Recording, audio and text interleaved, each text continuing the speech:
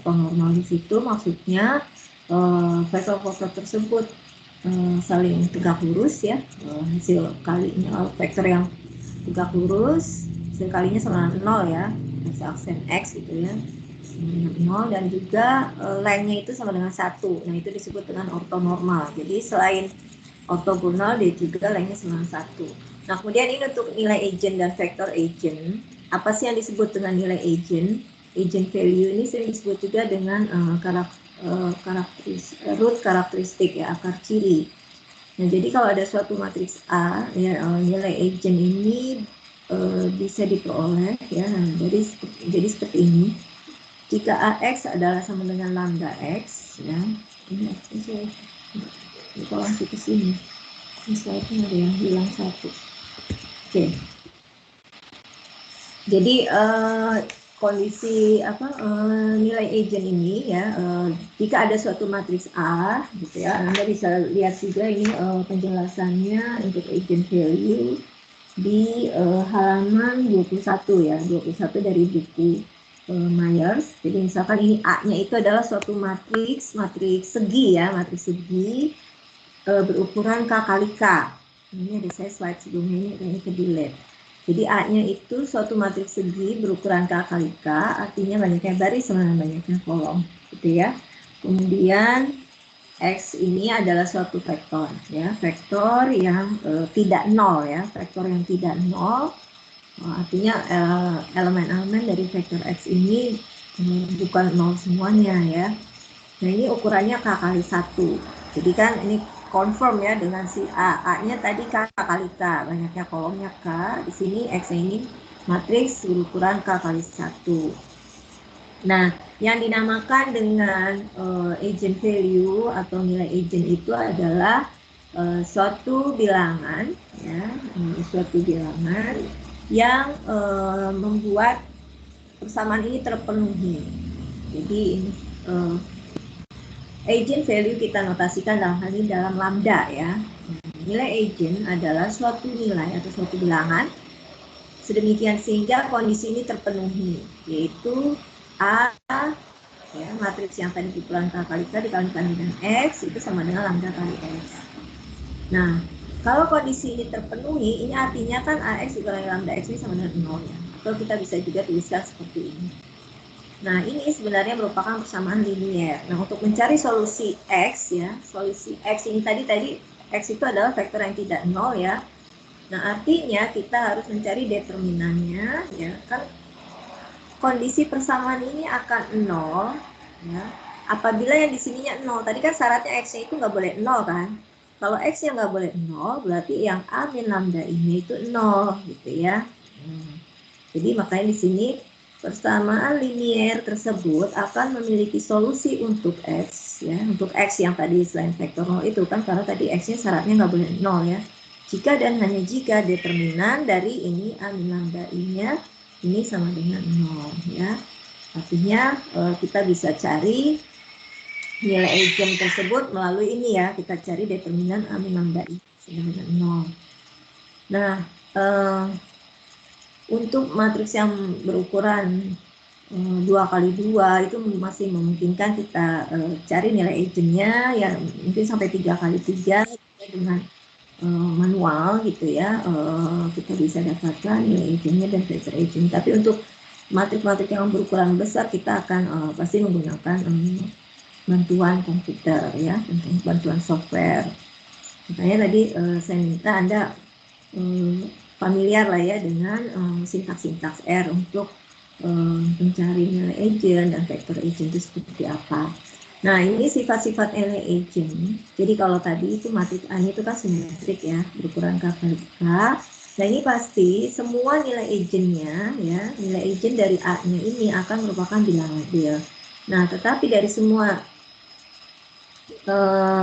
nilai bilangan real ini ya nanti ada nilai-nilainya itu nggak mesti harus sama semua gitu. Ada di antaranya yang sama ya, ada di antaranya nilai agent itu yang sama. Ya, misalkan kalau A-nya itu punya nilai agentnya ada sebanyak 3 nilai misalnya ya. Mungkin antara nilai agent 1 sama nilai agent 2 itu sama nilainya, misalnya sama-sama nilainya 0 agak sama-sama nilainya 1 misalnya ya, nilai agent yang ketiganya berbeda. Nah, kemudian ini kalau A itu matriks yang tadi berukuran K kali K ya. Terus C ini adalah suatu matriks ortogonal ya, berukuran K kali K juga, maka C aksen kali AC ya ini akan memiliki nilai agent yang sama dengan matriks A. Ya, nanti ini bisa dicek gitu ya. Tadi coba dengan menggunakan R, nanti dicek ini nilai agentnya akan sama dengan matriks A. Kemudian juga ini jika A adalah matriks simetrik, maka vektor-vektor agent yang bersesuaian dengan lambda yang berbeda, ya, misalnya nilai-nilai lambdanya yang berbeda-beda ya, bukan kan tadi saya bilang nilai lambda itu bisa ada yang sama ya, ini akan saling ortogonal. Nah, kemudian ini tadi yang masalah mendiagonalisasi. Jadi kalau A itu matriks simetrik, nah, kemudian ada suatu matriks lain ya, yang kita notasikan P, di mana matriks P ini ortogonal. Ya. Kalau ortogonal artinya apa? Artinya tadi kolom-kolomnya ya, vektor-vektor dari si P ini merupakan saling ortogonal ya. Nah, kalau kondisi ini terpenuhi, ya P aksen AP, ya, nah ini dikatakan bahwa P ini, matriks P ini mendiagonalisasi matriks A. Dikatakan mendiagonalisasi, kenapa? Karena ini akan menghasilkan suatu matriks diagonal. Matriks diagonal itu kan matriks yang ada elemen itu hanya di bagian diagonalnya aja, yang lainnya itu 0, gitu kan? Nah, matriks P-nya ini juga bukan sembarangan matriks P gitu ya. Matriks P ini ternyata merupakan matriks ortogonal yang kolom-kolomnya itu sebenarnya adalah vektor-vektor agent dari matriks A ya, vektor-vektor agent dari matriks A, dan juga dia saling ortogonal ya, saling ortogonal, dan juga lengthnya itu sama dengan 1. Jadi saling ortonormal lah dengan demikian ya. Jadi si P-nya ini spesial ya, bukan sembarangan matriks P aja gitu. Jadi ini A-nya tadi matriks simetrik, kemudian P-nya ini adalah matriks ortogonal. Matriks ortogonal di mana kolom-kolomnya dari matriks P ini ya merupakan vektor-vektor agent dari matriks A ya, yang lengthnya sama dengan 1, dan juga dia saling ortogonal. Sehingga nanti kalau dikalikan P aksen ya, P transpose kali A kali P, ini diagonalnya akan nilai-nilainya itu semua nilai agent yang ada dari A. Ya, ini kalau P aksen kita kalikan A kalikan P. Nah, unsur-unsur diagonal ini merupakan nilai-nilai agent dari matriks A. Nah, dengan demikian kondisi yang seperti ini dikatakan bahwa P mendiagonalisasi matriks A. Ya. Oke, kemudian tadi rank matriks ya. Rank matriks itu sebenarnya apa definisinya ya. Nah, sebelum ke sana, nah kita perlu ketahui terlebih dahulu pengertian dari bebas linier dan tergantung linier ya. Jadi di sini dibilangnya statistical linear independent atau linearly dependent ya. Saling bebas linier atau tidak bebas linier. Nah, ini contoh-contoh dari vektor yang saling bebas linier. Nah, ini sebentar. Ya, aku bikin aja ya. Ini sama. Ini ada yang kedua. Silakan.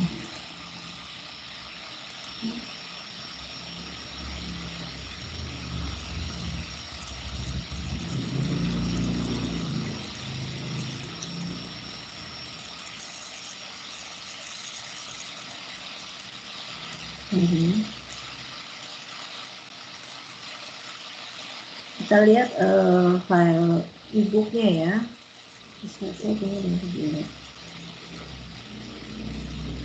Kita sudah terlihat atau belum ya? Sudah?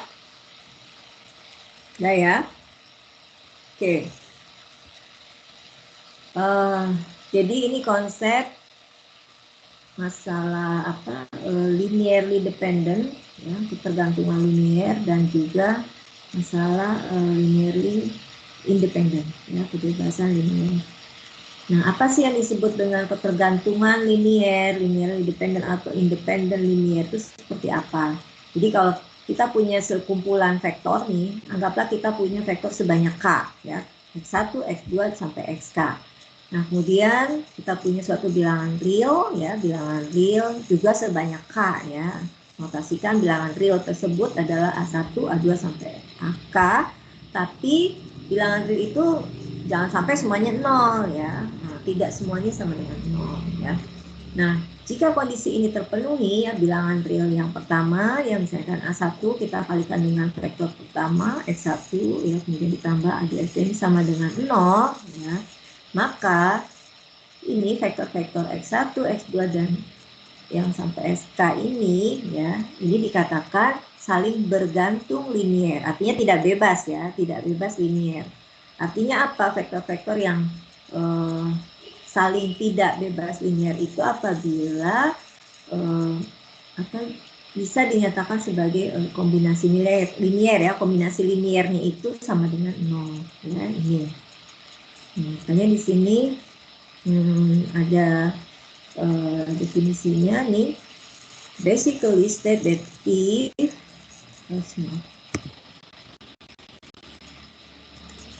ini kan bisa dihayat.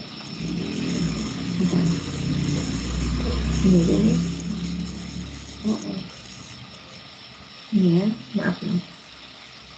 Nah, ini jika satu atau lebih vektor bisa dituliskan sebagai kombinasi linier dari vektor-vektor lainnya, maka vektor-vektor tersebut dikatakan tidak bebas linier, ya. Nah, ini tadi kalau bisa dinyatakan sebagai kombinasi linier seperti ini, ya, ini maka dia tidak saling bebas linier. Contoh ini, saya punya vektor X1, X2, X3, ya. Nah, kita tadi definisinya kan seperti ini, ya, A1, X1, terus A2, X2, ya. Nah, kalau kita kalikan gitu, ya, ini, maka untuk nilai A1, A2, A3 untuk supaya hasilnya 0, 0 ini ternyata harus semuanya terpenuhi A1, A2, A3-nya itu 0 semua. Nah, berarti kan ini kalau kondisinya A-nya itu 0 semua, berarti ketiganya saling bebas linier. Tapi kalau misalnya salah satu aja ada yang nggak 0, ya berarti dia tidak bebas linier, ya. Karena kan tadi definisinya kalau A-nya ini ternyata tidak semuanya 0, berarti kan dia tidak bebas linier. Sedangkan selainnya dia bilang nih otherwise, ya, di sini they linearly independent. Jadi otherwise itu apa artinya? Artinya kalau semua bilangan-bilangan real ininya nilainya 0 semua. Jadi kondisi persamaan ini akan terpenuhi apabila bilangan-bilangan real ininya nilainya 0 semua, maka dikatakan X1, X2, dan X3 saling bebas linier. Sekarang perhatikan untuk vektor ini, ya, vektor X1, X2, X3 yang nilai-nilainya seperti ini. Nah, sekarang kalau kita lihat, ya, X3 ini ternyata merupakan penjumlahan dari X1 dan X2, ya. Ini kalau kita lihat, ya, 2 tambah 1, 3, ya. Artinya X3 bisa dinyatakan sebagai fungsi dari X1 dan X2, atau dengan kata lain X3 merupakan kombinasi linier dari X1 dan X2, atau kita bisa lihat di sini X1, ya, tadi kan X3 sama X1 plus X2, atau bisa juga dituliskan seperti ini, ya, X1 plus X2 min X3 itu sama dengan 0. Nah, perhatikan nilai-nilai konstanta A1, A2, A3 di sini. Ini untuk A1-nya nilainya kan 1 nih, 1X1. Untuk yang X2 ini 1, untuk X3 min 1. Artinya di sini konstanta atau nilai-nilai untuk A1, A2, A3-nya ini tidak semuanya sama dengan 0. Dengan demikian artinya apa? Artinya X1, X2, dan X3 ini tidak saling bebas linier. Nah, kita kan ini punya 3, ya, 3 vektor yang tidak saling bebas liniernya ada 3. Mungkin kita cek, mungkin di antara ketiganya ini yang kalau berpasang-pasangan sih bebas linier gitu. Misalnya kita cek X1 dengan X2 bebas linier atau enggak, X1 dengan X3 bebas linier atau enggak gitu kan. Nah, sekarang atau X2 dengan X3 bebas linier atau enggak. Tadi kalau secara simultan ketiganya ini sudah kita tunjukkan ini tidak bebas linier ya. Jadi ketiga vektor ini secara simultan ini tidak bebas linier. Tapi kalau kita lihat secara parsial, nggak langsung 3 semuanya. Misalnya kita lihat 2 gitu ya, 2 dulu. Nah, sekarang kalau kita cek antara X1 dengan X2 ya, kita lihat X1 dengan X2. Bebasnya enggak. Coba X1 ditambah A2 kali X2. Dapat ini. Ternyata diperoleh nilainya ini A-nya 0 semua ya. Nah, A1 dan A2 ini sama dengan 0. Artinya apa? Artinya untuk X1 dan X2 di sini saling bebas linier. Jadi di sini katanya meskipun ketiganya ini tadi tidak bebas linier ya, tapi subsetnya yaitu ini X1 X2 ternyata bebas linier. Nah, dari situ terlihat bahwa yang vektor yang paling banyak bebasnya itu ada berapa? Ada 2 ya, dari ketiga vektor tadi ya, ternyata paling banyak 2. Nah, itu nanti berkaitan dengan konsep rank ya. Misalkan ini kita punya suatu matriks X ya, matriks X seperti ini. Nah, kalau kita lihat matriks X ini masing-masing ini terdiri dari vektor-vektor ya, kolom-kolomnya ya. Ini kolom 1, kolom 2 ini vektor. Kita bisa notasikan sebagai vektor kolom 1 ya, X1, yang ini X2, X3 dan seterusnya. Sehingga di sini matriks X bisa dinyatakan dalam bentuk seperti ini, X, X1, X2, X3, X ya. Nah, yang dinamakan dengan rank ya, tingkat ya, rank dari suatu matriks X ini didefinisikan sebagai greatest number, jadi maksimum ya, maksimum banyaknya greatest number of linearly independent vector, maksimum banyaknya vektor-vektor yang saling bebas linier pada himpunan vektor X1, X2, X3 sampai ke X yang ke K ya. Nah, tadi yang seperti tadi kita lihat, kita punya di sini tadi vektornya ada 3 kan ya, X1, X2 dan X3. Tapi maksimum yang bisa yang bisa bebas linier maksimum hanya ada 2 ya, tadi hanya 2, maksudnya hanya 2 vektor kan, dari 3 vektor itu yang saling bebas linier hanya ada 2 ya, hanya ada 2 vektor, yaitu vektor X1 dan X2 di sini. Tapi nanti di situ ranknya akan sama dengan 2 ya. Nah, di sini, nah seperti ini nanti ya. Jadi ini kita punya nih suatu matriks ya. Nah ini, jadi definisinya ini tolong diperhatikan bahwa ini greatest number ya. Jadi greatest number ya, maksimum ya, maksimum banyaknya ya, maksimum banyaknya vektor-vektor yang saling bebas linier pada himpunan vektor X1, X2 sampai X3. Nah, kalau Anda lihat, maka rank dari suatu matriks yang berukuran n kali k yang maksimum akan sebesar ini, sebesar k ya. Jadi kalau n kali k gitu ya, n-nya ini lebih besar ya, jadi baris lebih besar daripada k, maka maksimum matriks itu akan sebanyak k, maka sebanyak jumlah kolomnya ya. Itu dikatakan full rank ya. Jadi suatu matriks yang memiliki rankingnya itu adalah sama dengan yang banyaknya kolom gitu ya, dia menunjukkan kan full rank, ranknya kuning, angka kuning. Contoh ini matriks berdimensi 4 kali 3 ya. Nah, di sini ranknya maka paling besar ya, maksimum dia akan ranknya itu 3 ya. Kemungkinannya bisa ya jadi suatu matriks ini, anggaplah bukan lihat matriks 4 kali 3 maksudnya bukan lihat yang enggak hanya lihat isinya ini ya. Jadi kalau ada suatu matriks X berukuran 4 kali 3 itu pasti ranknya maksimum akan 3 ya, bisa 2 juga. Tapi untuk hal ini kebetulan untuk yang elemennya ini ya, nanti kita cek berapa ranknya ya. Nah, ini kalau secara umum kan matriks berukuran 4 kali 3 maksimum ranknya akan 3 kan. Tapi kita akan lihat di sini ternyata X3 kalau kita lihat nih ya, dia ternyata setengah kali X1 ditambah setengah kali X2 ya. X3 merupakan kombinasi linier atau fungsi linier dari vektor X1 dan X2. Ya, dengan demikian ketiganya ini secara simultan tidak bebas linier ya, jadi nggak mungkin dia rankingnya 3 ya si X ini, karena tadi ini udah bisa ditunjukkan bahwa X3 nya ini fungsi dari X1 dan X2. Nah sekarang kita cek antara X1 dengan X2 ya, matriks di kolom vektor di kolom 1 dengan vektor di kolom 2. Nah kita lihat ternyata dia bebas linier, sehingga ranking rank untuk X di sini adalah 2 ya, kita tulis di sini rank X-nya 2 ya. Oke, ini sifat-sifat dari rank. Ini tadi ya, rank di sini. Jadi kalau suatu matriks berukuran n kali k ya, di mana n ini lebih besar sama dengan k ya, maka jika matriks tersebut memiliki ranknya sama dengan k dikatakan full rank. Oke, ini sifat-sifat ranking, sifat-sifat rank dari suatu matriks ya. Di sini tadi kalau X-nya itu full rank ya, maka ini akan terpenuhi ya.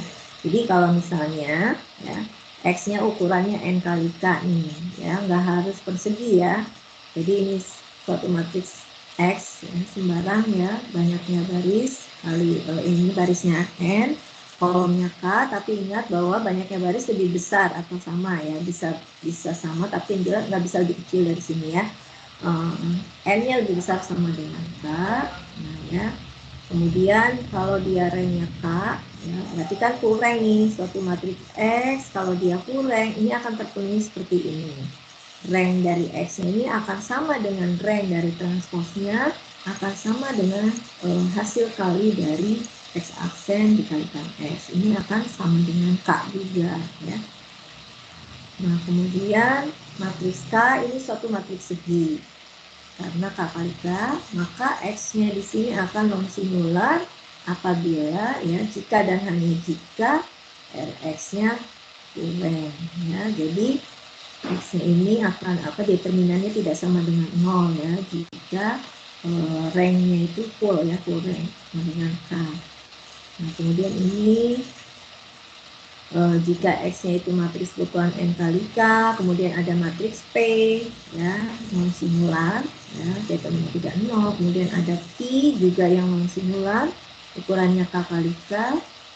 Nah, maka rank dari X akan sama dengan rank P kali X dan rank X kali Q. Jadi ini yang pertama, P-nya itu matriks segi ya, matriks segi ukurannya disesuaikan dengan banyaknya baris dari matriks X. Kemudian matriks yang Q yang berikutnya juga matriks segi, tapi ukurannya disesuaikan dengan kolomnya si X. Maka di sini nanti rank dari X ini akan sama dengan rank P kali X, ya, karena tadi kan P-nya segi, tapi disesuaikan ukurannya dengan barisnya X kan, berarti P-nya ini di sini ya, di depan ya, supaya confirm kan hasil kalinya. Di sini kan P n kali n, terus X-nya N kali K. Berarti nanti ini RPX ini akan ukurannya N kali K. Kemudian ini rank, ini yang X kali Q, X-nya N kali K, Q-nya K kali K. Ini juga akan berukuran N kali K. Ini akan ranknya akan sama semua ya. Rank X dikali rank PX dengan rank XQ. Nah, kemudian rank dari suatu matriks diagonal, ya, artinya semua elemen di bawahnya aja ada, yang lainnya nol, itu akan sama dengan banyaknya kolom yang tidak nol ya dari matriks tersebut ya. Jadi number of column ya, banyaknya kolom yang tidak nol dari matriks tersebut. Nah, kemudian rank dari XY, rank dari hasil kali X ini akan kurang dari atau sama dengan rank dari X, dan akan kurang dari atau sama dengan Y. Jadi ini kalau hasil kali ya, hasil kali dari dua buah matriks itu ya, kita cari ranknya. Nah itu rank itu pasti akan lebih kecil atau sama dengan dari rank X, dan juga akan lebih kecil sama dengan dari rank dari Y. Ya nggak mungkin lebih besar ya, ini akan sama. Oke, itu tadi tentang rank. Kemudian ini tadi tentang matriks idempoten. Tadi sudah bisa dijawab juga ya, bahwa matriks idempoten itu tadi katanya matriks yang kalau di hasil kali dikuadratkan gitu ya. Matriks itu dikalikan dengan matriks itu, hasilnya sama dengan matriks itu sendiri, maka dikatakan matriks idempoten. Ya, jadi nanti di sini dikatakan bahwa dalam analisis statistik ya nanti akan sering kita jumpai gitu ya, matriks segi ya, matriks segi kita misalkan notasi A, di mana matriks segi itu memiliki sifat jika dikuadratkan itu akan sama dengan matriks itu sendiri ya, jadi A kuadrat sama dengan A. Nah, jadi katanya kalau dikuadratin itu nggak berubah, unchanged. Nah, matriks itu disebut dengan matriks idempoten. Nah, contoh matriks idempoten ya matriks identitas ya, matriks identitas ini jelas merupakan matriks idempoten. Kemudian ini matriks ini nanti akan sering dipakai juga dalam model linier ya, ini nanti terutama untuk kalau Anda sudah belajar regresi, ini akan menjumpai matriks H ini ya. Matriks H di sini adalah matriks yang memiliki bentuk seperti ini ya. Jadi X-nya itu syaratnya harus full rank ya. Sekali lagi X-nya ini syaratnya harus full rank ya. Ukurannya X-nya tidak harus matriks segi. Jadi ini boleh nggak sama ya, banyaknya baris dengan banyaknya kolom, tapi ingat harus full rank ya. Nah, nanti kan waktu di bagian introduction kita sudah saya sudah menjelaskan bahwa dalam model linear ini di buku Myers ini nanti terdiri dari dua bagian ya. Kita akan bahas metode-metode statistik yang mengeksplor matriks berpangkat penuh atau full rank dengan metode-metode yang mengeksplor matriks yang less than full rank. Yang full rank ini nanti ke regresi larinya ya, ke regresi linier. Nah, syaratnya di sini ini kan matriks X-nya, ini matriks X-nya yang waktu itu saya bilang dikatakan sebagai desain matriks ya, matriks rancangan. Ini kan isinya nilai-nilai amatan kan ya, nilai amatan dari perubahan penjelas itu nanti ke sana larinya. Jadi di sini N-nya itu adalah banyaknya observasi kan, baris kan. Jadi banyaknya individu. Ini harus R-nya itu harus lebih besar daripada banyaknya keubah ya. Jadi ini syarat untuk yang regresi linier biasa ya, regresi linier standar. Ini banyaknya observasi harus lebih banyak, lebih besar daripada ini, lebih besar atau sama lah ya dengan banyaknya keubah. Nah, kalau ini N-nya lebih sedikit, nah ini untuk prinsip-prinsip atau metode-metode pendugaan yang ada di regresi linier standar itu tidak berlaku ya. Nanti ini ada metode-metode statistika lain, gimana caranya kalau saya punya sampelnya sedikit ya, saya N-nya lebih kecil dibandingkan keubahnya gitu. Nah, ini biasanya di bidang kimia ya, praktikum atau penelitian di bidang kimia, terutama nanti penelitian yang ke spektrum gitu kan.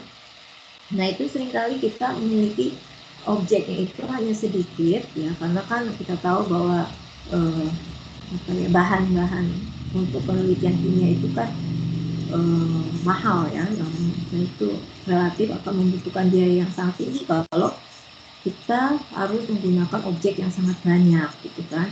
Jadi dengan biaya terbatas mungkin hanya objeknya yang bisa diteliti itu hanya sedikit gitu kan, tetapi satu objek itu kita bisa dapatkan keubahnya sampai bisa sampai ribuan ya, ratusan ribuan. Jadi untuk spektrum warna itu ubah X1, X2 itu besar sekali, sehingga akibatnya banyaknya amatan di sini N itu lebih kecil dibandingkan banyaknya keubah. Nah, untuk kondisi seperti itu metode regresi linier biasa ini ya mungkin tidak valid ya kalau kita gunakan dengan misalnya metode pendugaannya dengan metode kuadrat terkecil yang seperti itu. Nah, ini kita bahas sekarang, kita lihat dulu kondisinya.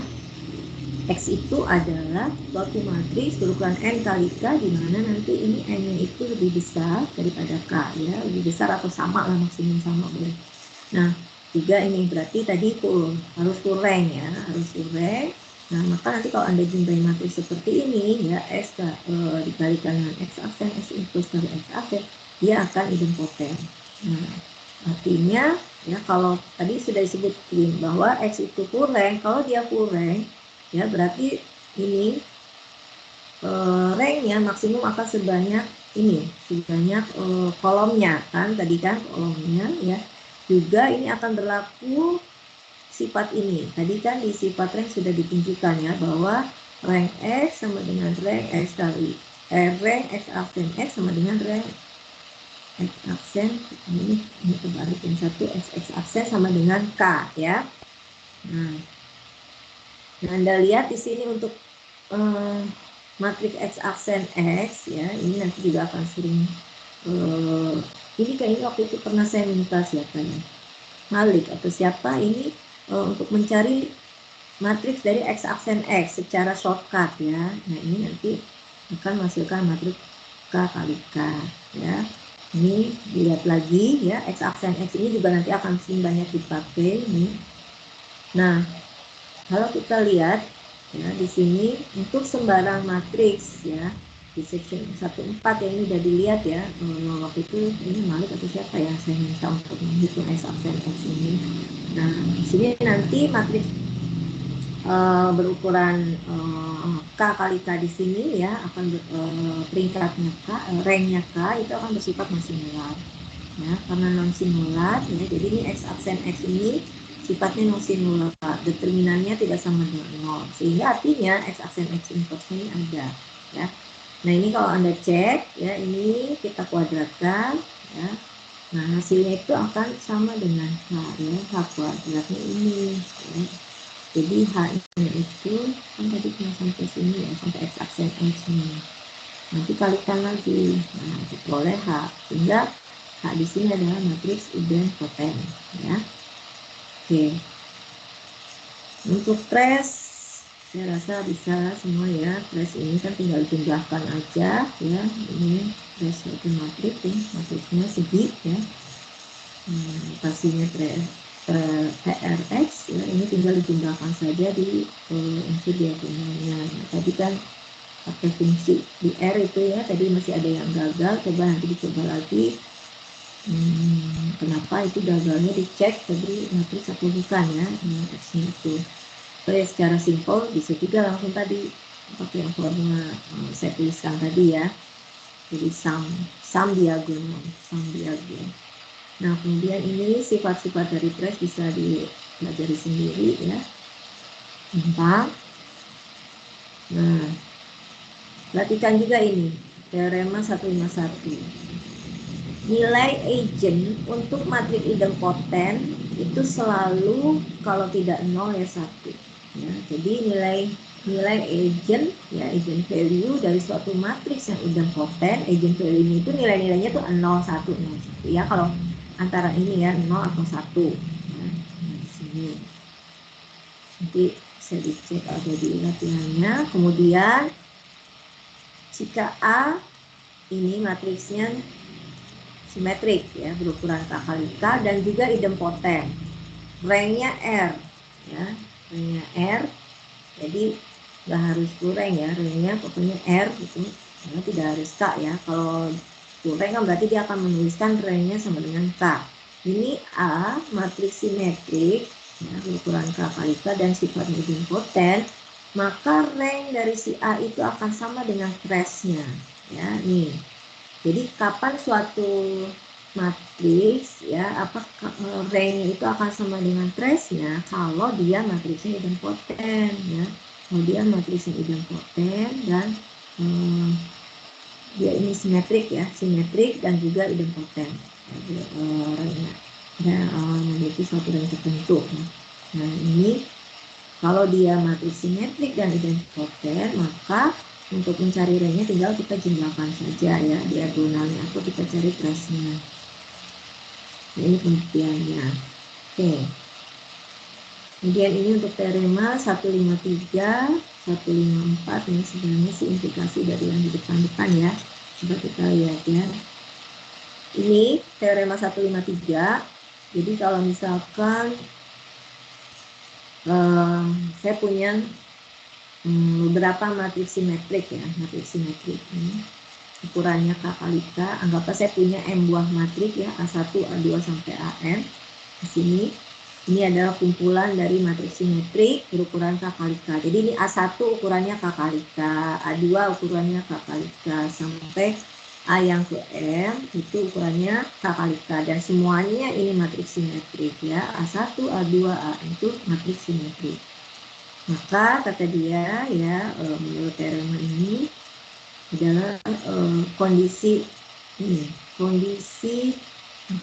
syarat cukup ya, apa sih, syarat perlu dan syarat cukup gitu ya, syarat perlu dan syarat cukup ya, untuk adanya suatu matriks P ya, matriks P ortogonal yang sama ya, yang sedemikian sehingga jadi akan menjadikan ini P aksen kali AI kali P ini diagonal ya, ini akan terjadi kalau AI kali AJ sama dengan AJ kali AI.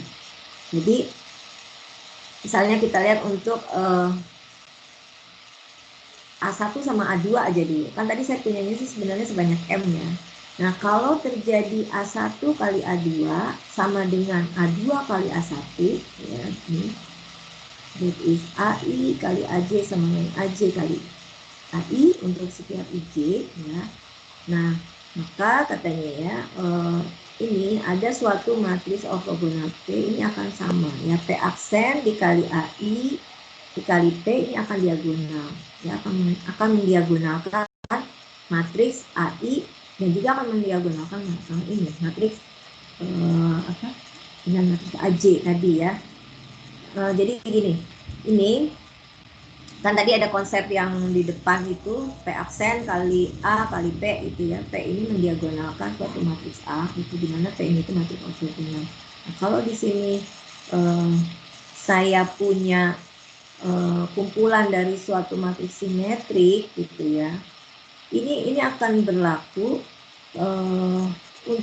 si P ini, suatu matriks ortogonal P ini akan bersifat mendiagonalisasikan baik itu matriks A1, A2, A3 maupun sampai yang ke M ya, apabila terpenuhi ini. Hanya dua ini saja aja ya, misalnya untuk kalau ada kondisi A1 kali A2 sama dengan A2 kali A1, terus kemudian A1 kali A3 sama dengan A3 kali A1 gitu ya. Jadi kan misalnya saya punya 3 gitu ya, 3 matrik gitu ya, A1, A2 dan A3. Nah, untuk setiap pasangan ini berlaku, misalnya A1 kali A2 sama dengan A2 kali A1, kemudian A1 kali A3 sama dengan A3 kali A1, atau A2 kali A3 sama dengan A3 kali A2 gitu kan. Nah, kalau itu terpenuhi, maka apabila ada ini suatu matriks P yang bersifat ortogonal dan terpenuhi bahwa P aksen kali A1 aja misalnya, salah satu ya, A1 sama P ini akan bersifat diagonal. Ini akan bersifat diagonal untuk semuanya. P aksen kali A1 kali P itu dijamin akan diagonal. Terus P aksen kali A2 kali P juga akan diagonal. P aksen kali A3 kali P juga akan diagonal ya. Tapi ini tadi terpenuhi untuk setiap pasang tadi ya. A1, A2, A2, A1 sama dengan A2, A1 dan seterusnya ya. Nah, ini tadi ya, bahwa karena setiap matrik di sini A1, A2 itu simetrik ya. Kita tahu bahwa kalau matrik simetrik ada suatu matrik ortogonal ya, P1, P2 sampai Pn ini yang mungkin berbeda satu dengan lainnya, yang diagonalisasi ya, A1, A2 sampai Pn ya. Jadi nanti lihat lagi teorema 141-nya ya, menyatakan bahwa jika semua pasang tadi ya dalam kumpulan tadi saling bertukar ya, commute gitu ya, ini tadi commute kan, bertukar, maka ada satu matriks P yang sama yang bisa mendiagonalisasi setiap matriks pada kumpulan matrik-matrik tersebut. Nah, jadi sebenarnya kan tadi kalau kondisi ini nggak terpenuhi, ini P-nya dari setiap A ini akan berbeda-beda untuk mendiagonalisasi. Tapi kalau kondisi ini terpenuhi, ya, kondisi komutatifnya ini terpenuhi, jadi kalau tadi yang seperti saya sebutkan, misalkan saya punya 3 matriks asimetrik, ya, ini kondisinya masing-masing pasang itu terpenuhi, cara komutatif seperti ini, maka ada suatu matriks ortogonal yang sama, ya, P ini. Nah, ini akan bersifat mendiagonalisasi, baik itu di mendiagonalisasi A1, A2, maupun A3. Oke. Kemudian teorema 154. Ya, ini sama ya, A1, A2 ini kumpulan matriks simetrik, ya, berukuran K kali K. Maka 2 dari 3 pernyataan berikut ini akan akan terpenuhi, ya. Then any two of following implies the fourth. Jadi kalau misalnya ini sama ini terpenuhi, pasti ini terjadi yang ketiga, gitu kan? Atau misalnya kalau 2 dan 3 yang terpenuhi, maka 1 pasti terjadi, gitu loh, ya. Jadi then any two of following implies the third, ya. Jadi sembarang, ya, ini kan ada 3 pernyataan nih, ada 3 pernyataan. Kalau 2 dari 3 tersebut terpenuhi, yang ketiga itu pasti terjadi, ya, pasti akan terpenuhi. Jadi misalnya kondisi 1 sama 2 nih terpenuhi, pasti kondisi 3 akan terjadi. Atau kondisi 2 sama 3 kita cek terpenuhi, pasti kondisi 1 akan verifikasi, akan terjadi, ya. Jadi ini kalau misalkan saya punya matriks simetrik K kali K, terus semua matriks A itu idempoten. Juga kalau kita lihat jumlah dari matriks A ini idempoten, ini pasti kondisi 3 ini akan terpenuhi. Oh, berarti hasil kalinya itu akan sama dengan 0. A1 kali A2 itu akan sama dengan 0. Atau A2 kali A3 itu akan sama dengan 0. Dengan kata lain, tapi ininya beda ya indeksnya. Bukan berarti A1 kali A1 sama dengan 0. Enggak, tidak sama dengan C. Atau misalnya 2 pernyataan yang umumnya ini kita cek dari kumpulan matriks ini, jumlah A-nya, ya, kalau kita jumlahkan matriks-matriks tersebut ternyata idempoten. Kemudian hasil kali ini sama dengan 0. Oh, berarti ini kesemuanya ini akan idempoten. Ini akan terpenuhi. Ya, ini kan there are any two following implies the third. Oke. Kemudian teorema 15.5. Ya, ini kumpulan A1, A2, AM, kumpulan matriks simetrik, ya, berukuran K kali K. Jadi ini ada sebanyak M, ya. Kemudian R ini menunjukkan rank dari totalnya, ya, dari jumlah ini. Kalau kita jumlahkan semua matriks-matriks tersebut, ya, terus kita cari ranknya, kita notasikan misalnya ranknya itu adalah R, ya. Nah, sementara ini rank untuk masing-masing matriks kita notasikan dengan RI, ya. Jadi kalau R1 menunjukkan rank dari matriks A1, rank R2 rank dari A2, R3 rank dari A3, ya. Nah, sementara R itu adalah rank dari ini jumlah dari matriks-matriks tersebut kalau kita jumlahkan. Ini juga sama.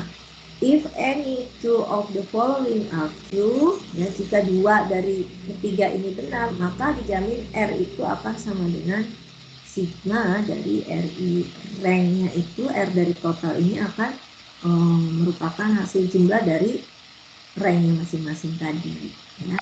Jadi kalau dari 3 ini, ya, 2 pernyataan itu terpenuhi, ya.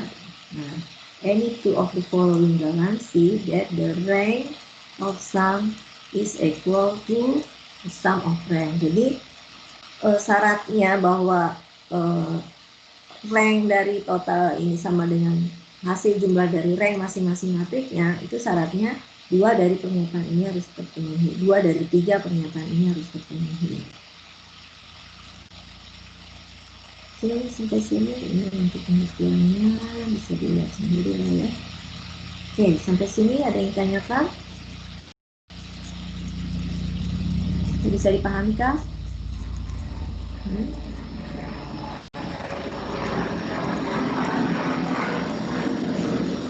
Halo? Insya Allah paham, Bu. Saya nanti lihat lagi latihan-latihannya.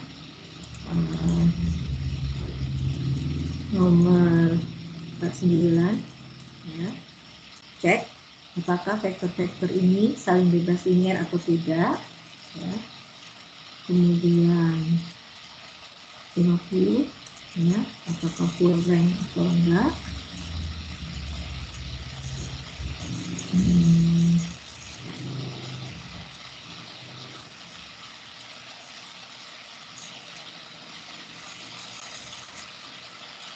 Ini bentuknya seperti ini. Kemudian nomor 70, ya, ini jadi ini identifikasi ya, untuk matrik-matrik ini. Cek misalnya matrik A ini termasuk matrik diagonal atau bukan. Coba kalau Anda lihat, nanti cek matrik A dibilang matrik simetrik atau bukan. Kemudian apakah matriks non singular atau bukan, matriks square atau bukan, ortogonal atau bukan, idempoten atau bukan, kurang atau bukan. Jadi di identifikasi ya. Gitu juga yang B, cek. Misalnya B diagonal, B matriks diagonal, B matriks simetrik, B matriks non singular. Nah, gitu dicek ya. Ini dari tipe-tipe ini ya. Kalau Anda lihat A ini kan dibilang diagonal, betul atau enggak coba? Matriks diagonal tentu kan?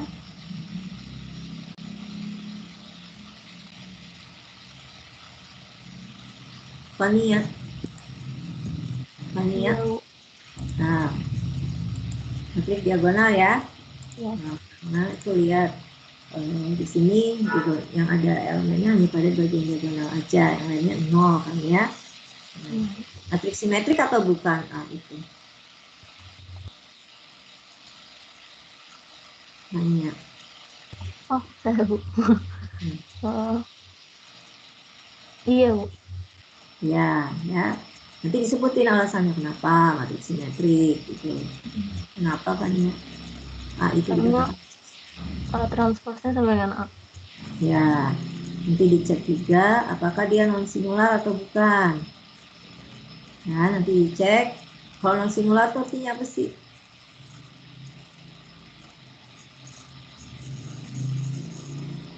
Non singular artinya apa kan?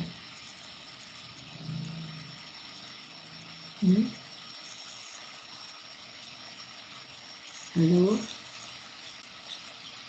Apa artinya non singular?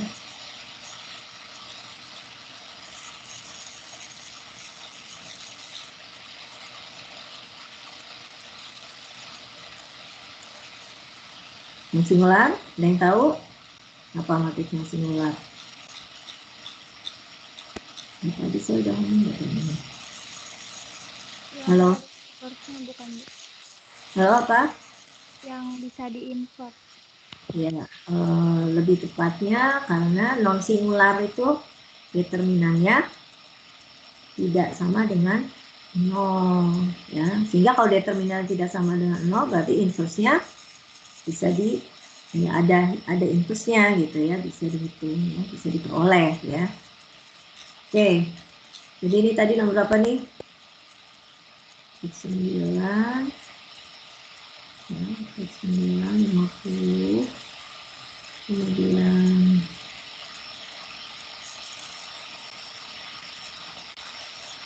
63, 3,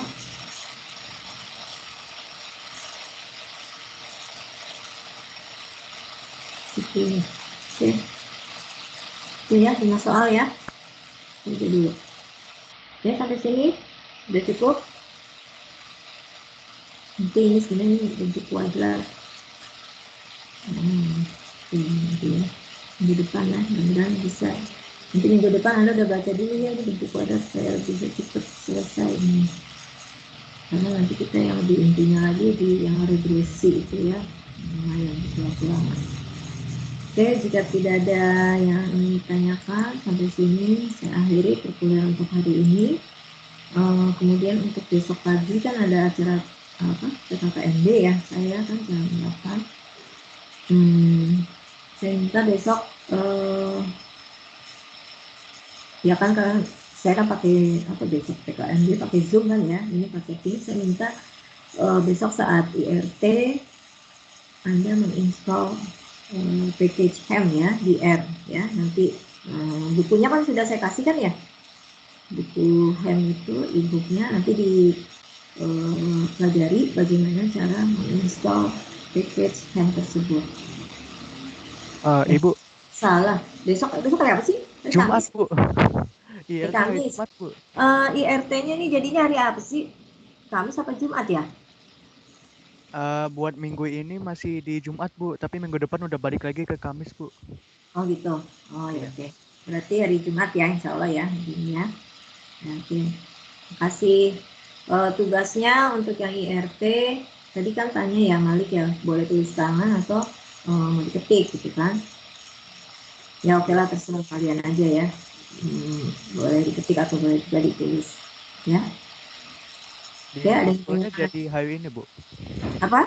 Dikumpulnya jadi kapan, Bu? Kumpulkannya. Saya mintanya hari apa kemarin? Hari ini ya? Iya, Bu. Sudah selesai kan? Kalau udah selesai, aku kumpulkan. Iya, Nanti Bu. kalau diundur lagi, ngerjainnya besok lagi. Iya, Bu. Yang udah selesai kumpulkan aja ya. Di Microsoft Teams kan, Bu ya? Iya. Saya belum buat ya itu. Saya udah buat belum ya? Belum, Bu. Belum ada soalnya. Belum ya?